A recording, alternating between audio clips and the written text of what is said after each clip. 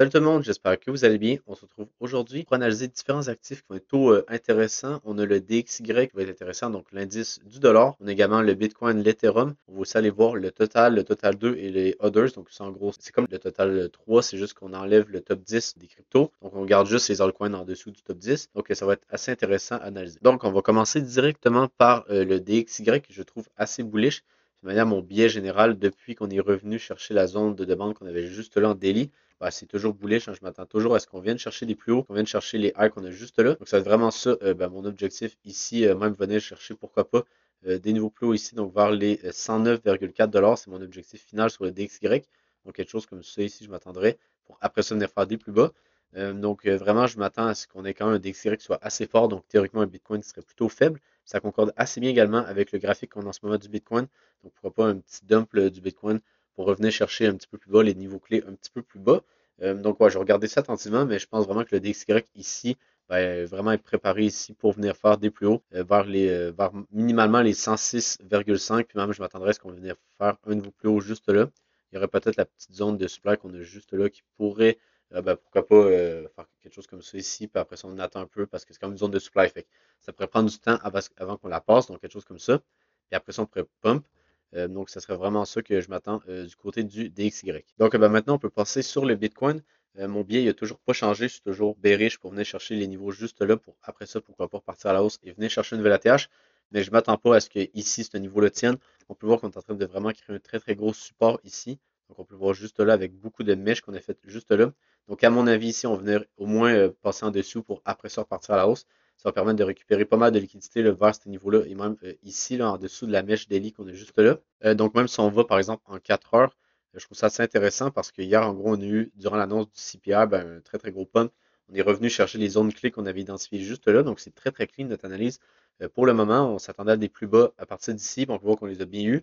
Après ça, également, ici, je m'attendais à ce qu'on se fasse rejeter. On s'est bien fait rejeter. Donc, personnellement, ici, qu'est-ce que je m'attendrais, c'est qu'on vienne casser le gros support comme que je vous montre en daily pour venir chercher les niveaux juste là. Après ça, à partir d'ici, là, pourquoi pas entamer justement un très, très gros pump pour venir chercher un nouvel ATH. Mais pour l'instant, je reste toujours bearish. Je m'attends toujours à des plus bas sur le Bitcoin. Également, pour aller voir, par exemple, en 1 heure, qu'est-ce qu'on a fait ici. Donc, personnellement, ici, qu'est-ce que je trouve intéressant, c'est le fait qu'on a laissé la petite zone de supply qu'on a juste là. Donc, en gros, qu'est-ce qui serait pertinent ici? Ce serait de venir chercher la zone de supply, venir liquider les highs qu'on a laissés ici. Puis là, après ça, de dump et de venir chercher des plus bas. Personnellement, ici, je ne voudrais pas vraiment tenter des shorts. Pourquoi? Ben, c'est parce que simplement, si on regarde la localisation en ce moment qu'on est, donc ce niveau-là ici, ben, je trouve ça un petit peu, personnellement, ça diminue un petit peu une probabilité de succès parce que sur ce trade-là, parce qu'en gros, on est dans le bas du range ici. Donc, personnellement, j'aime pas vraiment ça, tenter des shorts quand on est dans le bas du range. J'aime mieux tenter des shorts ici ou même dans le milieu du range, juste là, quand on a un billet qui est baissier. Par exemple, ici, ça ne me dérangeait pas de tenter des shorts. Mais ici, je trouve que la localisation n'est pas super bonne. Puis par exemple, on pourrait faire quelque chose comme ça, venir chercher les highs et après ça dump. On pourrait même venir chercher la liquidité ici, venir chercher la zone de supply qu'on a là et là dump par la suite. Donc vraiment, comme que je vous dis, personnellement, c'est pas vraiment le genre de setup de short que j'aimerais prendre, mais ça reste que je m'attends quand même à ce qu'on vienne chercher ça pour après ça venir dump. Si jamais mon scénario se passe pas, mais c'est pas grave, je pars pas d'argent, je pars pas de heures pour rien, vu que comme que je vous disais, ben la localisation ici est pas très bonne à mon avis pour tenter des shorts.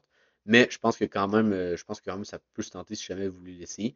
Mais bon, personnellement, comme que je vous dis, je ne vais pas vraiment le faire. Je vais plutôt attendre qu'on vienne chercher ça ici ou qu'on vienne chercher ce niveau-là. Et là, pourquoi pas, tenter des shorts ici ou tenter des longs ici. Maintenant, pour ce qui est de l'Ethereum, le plan n'est vraiment pas changé du tout. Depuis maintenant quelques jours, quelques semaines, ça reste vraiment le même plan.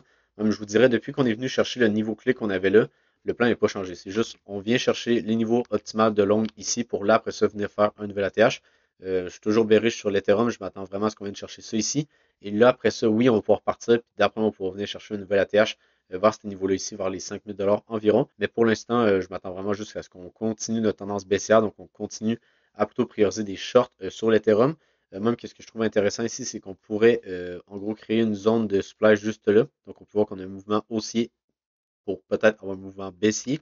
Donc, ça va être ça que je vais regarder pour l'Ethereum. Puis, en gros, je m'attends toujours à ce qu'on vienne chercher le niveau optimal de long qui se situe en gros sur les 0,618 de tout le mouvement ici, donc du low ici jusqu'au high. On a également les 0,75 de la hausse qu'on a eu juste là. Donc vraiment, on a beaucoup de confiance avec les Fibos et également si on va en 6 heures, on a un niveau clé juste là, donc on a un order block inversé. Donc encore une fois, je pense que vraiment ici, ça va être un niveau très très intéressant pour tenter des longues vers ce niveau-là ici. Mais avant ça, je m'attends vraiment à ce qu'on continue de baisser tranquillement, qu'on vienne chercher ça et là, après ça, on pourra repartir et venir faire des niveaux plus hauts, à mon avis. Aussi, je vais quand même vous dire que l'autre alternative, ça serait de venir chercher la zone de demande qu'on a là, donc le mouvement baissier avant le mouvement aussi. Ce serait vraiment dans le pire des scénarios qu'on vienne chercher ce niveau-là ici pour après ça venir pump. Mais je pense qu'il y a moins de chances qu'on vienne chercher ça, puis je pense qu'on va plus rebondir ici. Mais ça reste qu'il y aurait quand même des chances qu'on revienne chercher ça, pourquoi pas qu'une mèche comme ça. Puis là, après ça, on pourra repartir à la hausse. Donc, je vais vraiment regarder ce niveau-là également, mais comme que je vous dis, le niveau optimal de longue, je vous dirais qu'il est plutôt ici. Aussi, qu'est-ce que je voulais vous montrer, c'était le graphique du total. Donc, en gros, ça l'inclut littéralement toutes les cryptos, puis ça montre le market cap total des cryptos. Donc, qu'est-ce que je trouve vraiment intéressant, c'est le fait qu'on est vraiment sur un niveau clé. Donc, on peut voir ici qu'on avait des clôtures, après ça, on a fait résistance, après ça, on a fait support ici, résistance. Donc, vraiment, on est sur un niveau pivot juste là. Également, qu'est-ce que j'aime bien, c'est qu'on est revenu retester, en gros, l'order block inversé qu'on avait ici. Donc, on avait un order block monthly juste là. Après ça, quand on est venu le toucher, on peut voir qu'on est venu faire une fair gap. Donc, quand on est venu le retester, ben, littéralement, on était sur le bottom exact, juste là. Donc, vers les 2 trillions environ. Aussi, qu'est-ce que j'aime bien, c'est le fait que ben, ici, on laisse la liquidité au-dessus des highs qu'on a créés juste là. Donc, également, ça, c'est très, très bullish à mon avis. Donc, personnellement, je ne pense pas qu'on va venir faire des niveaux plus bas sur le total. Donc, je ne pense pas qu'on va venir faire un niveau plus bas ici, là, en dessous des 2 trillions. Ça m'étonnerait vraiment. Je peux peut-être revenir retester ce niveau-là. Mais après ça, je m'attendrai à un breakout ici vers les 3 trillions et même un peu plus haut ici pour le former notre top de cycle ici et redescendre pour un bear market. Mais vraiment ici, je pense que c'est plutôt intéressant sur le total, puis je m'attendrai vraiment à des plus hauts juste là durant les prochains mois. Donc, pourquoi je vous ai montré le total, c'est parce qu'après ça, si on va voir le total 2 et les others, donc ça va être comme que je vous disais, les autres cryptos en excluant le top 10, c'est que je vous dirais qu'il y a moins de chances qu'on est sur un bottom ici. Ça se peut qu'on soit sur un bottom, mais ça reste qu'on a quand même des niveaux clés qu'on n'est pas venu retester. Donc, par exemple, ici, on a un niveau de demande qu'on n'est pas venu retester. Donc, ce niveau-là juste là, donc c'est un order block dans une tendance haussière. Donc, on peut voir qu'on a fait un pump. Après ça, on a un retracement. Puis après ça, un autre pump. Donc, on a un mouvement baissier dans un mouvement haussier. Donc, ici, c'est un niveau très, très important, ce niveau-là juste là. Donc, vers les 849 milliards environ. Donc, ouais, je vous dirais que si jamais on revient ici, ça pourrait être assez intéressant. Mais qu'est-ce que je trouve bizarre, c'est que par exemple, ici, je vous dirais que les lots qu'on a là sont beaucoup moins protégés, entre guillemets, que le lot qu'on a fait sur le total juste là. Donc peut-être que qu'est-ce qui pourrait arriver, c'est qu'en gros, sur le total 2, c'est qu'on vienne chercher le lot juste là, on vienne rechercher l'order bloc, mais que sur le total, donc ça comporte le Bitcoin dedans, c'est que par exemple sur le Bitcoin, peut-être qu'on ne va pas venir faire de nouveau plus bas. Donc on ne va pas venir chercher la mèche en gros qu'on avait juste là ici. Donc, on peut venir chercher ça, puis on va juste faire un pullback, par exemple, ici avant de repartir. Donc, je pense que ce serait pertinent qu'en gros, les altcoins sont encore faibles, viennent chercher ce niveau-là, donc que ce soit plus faible que le Bitcoin, viennent chercher ce niveau-là. Donc, on parle quand même encore d'une correction en général de moins 19%. Puis justement, ça conforte mon biais que j'ai sur le AVAX et le fait qu'on est encore baissier et qu'on devrait avoir à peu près moins 30, moins 35% à venir chercher sur ces deux cryptos-là.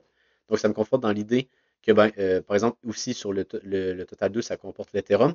Donc, également, l'Ethereum pourrait venir faire un petit dip un petit peu plus conséquent que qu'est-ce qu'on s'attendrait, peut-être un autre 10-15%, comme que je vous montrais, revenir chercher les niveaux clés qui sont plus bas. Puis après ça, là, on pourra repartir à la hausse, tandis que le Bitcoin ne vient pas faire de nouveaux plus bas. Donc, c'est vraiment ça que je voulais vous montrer, c'est que peut-être que le Bitcoin ne va pas faire de nouveaux plus bas, mais que les altcoins vont en faire. Ensuite, c'est exactement la même chose sur le Others. Donc, en gros, on a un order block monthly qu'on est revenu retester ici, mais on n'est pas revenu retester le corps de l'order block monthly. Donc, je vous dirais que ça ferait du sens de revenir chercher ce niveau-là avant de pump. Également, on a des equal highs juste là, donc ça m'étonnerait qu'on les laisse comme ça. On va sûrement venir faire des niveaux plus hauts. Juste une question de temps, à mon avis, qu'on vienne chercher les lows et après ça repartir.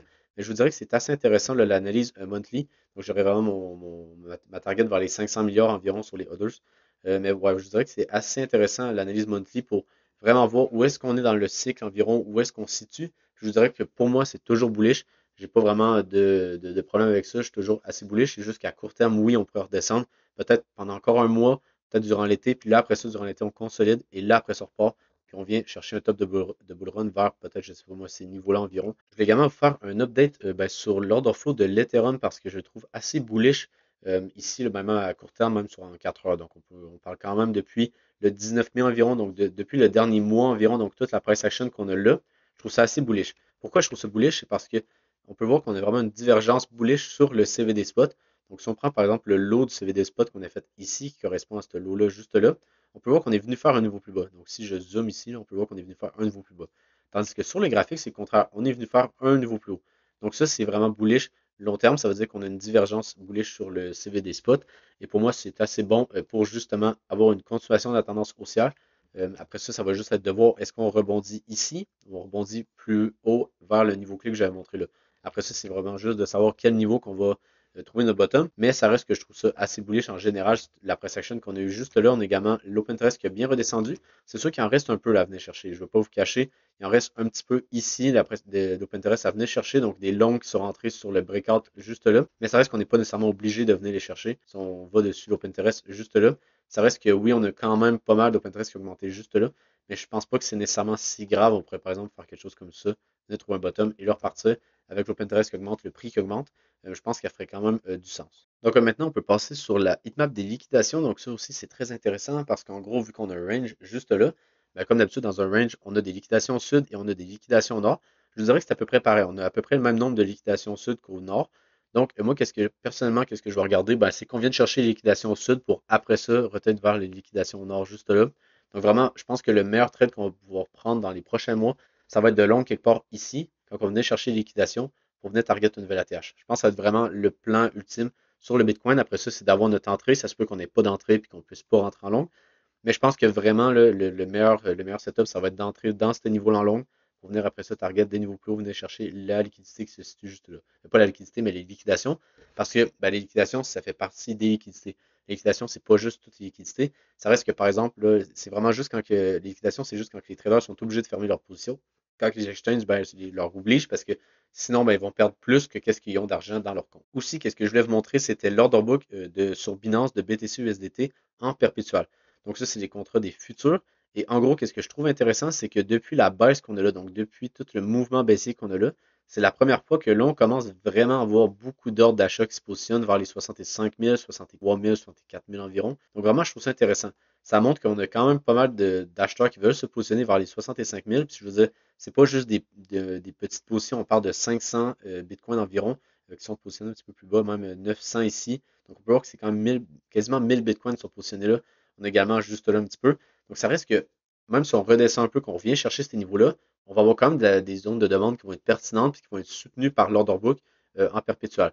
Donc, personnellement, je trouve ça assez bullish. Également, on a 700 là, juste là. Et si vous vous rappelez, au top qu'on avait juste là, c'est exactement la même chose qu'on avait, mais contraire. On avait des ordres de vente qui étaient placés ici, qui avaient bien ben, soutenu le prix pour pas qu'ils passent plus haut et qu'ils viennent chercher 74 75 000 dollars. Après ça, on avait eu un gros dump. Donc, je pense qu'ici, on pourrait avoir la même chose. En gros, le prix redescend, revient chercher les ordres d'achat qu'on avait positionnés là, et là, après ça, on s'envole. Et ici, en gros, on veut tenter des longues pour venir chercher un nouvel ATH. Donc, ben, si vous avez aimé la vidéo, n'hésitez pas à vous abonner sur Twitter et sur YouTube. Sinon, ben, je vous souhaite une bonne journée et on se retrouve pour une prochaine vidéo. Bye!